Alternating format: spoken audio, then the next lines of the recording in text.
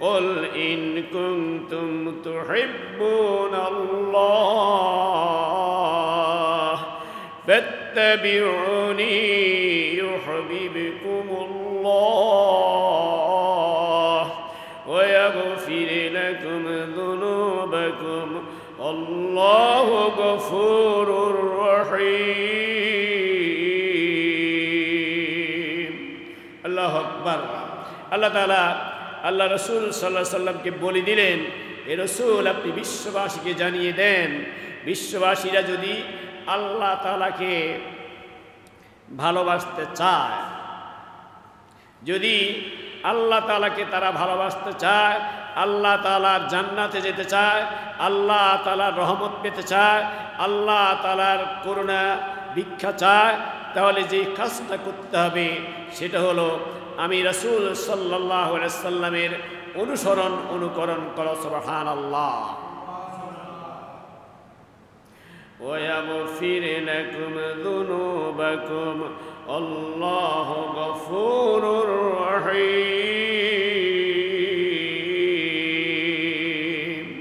আল্লাহ তাআলা বলেন, তাহলে আল্লাহ তাআলা তাদেরকে ভালোবাসতে শুরু করবেন, ভালোবাসতে থাকবেন। সুবহানাল্লাহ। আর কি করবেন? আল্লাহ তাআলা তাদের যত গুনাহ আছে সব গুনাহগুলি তিনি ক্ষমা করে দিবেন, মাফ করে দিবেন। সুবহানাল্লাহ। আল্লাহ তাআলা করুণাময়, ক্ষমাশীল। তাহলে আমরা কাজ করতে হবে কয়টা? একটা। কয়টা কাজ? একটা। সেটা কি?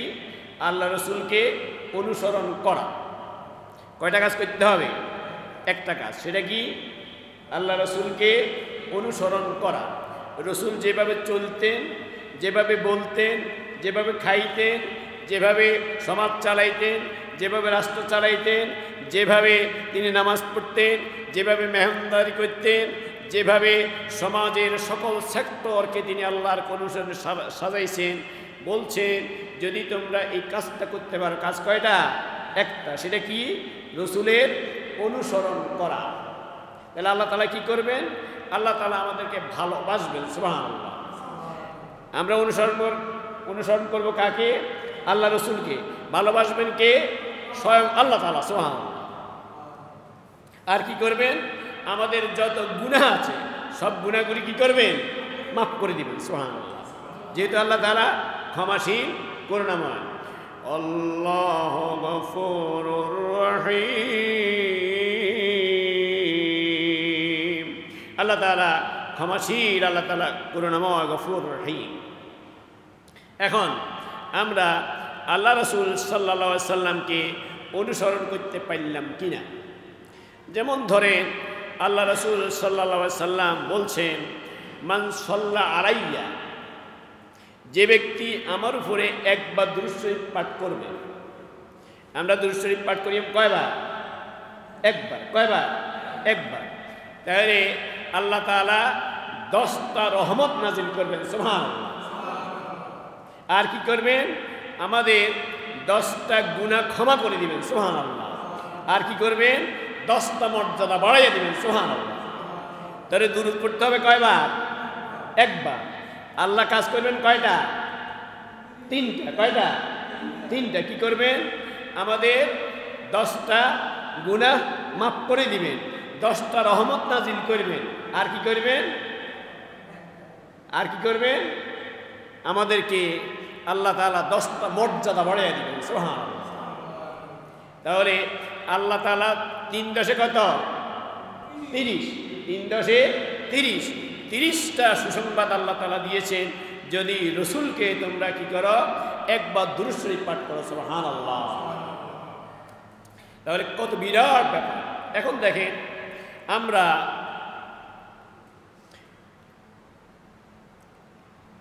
মুসলমানেরা যখন বক্তৃতা দিই, কথা বলি, কার প্রশংসা করি?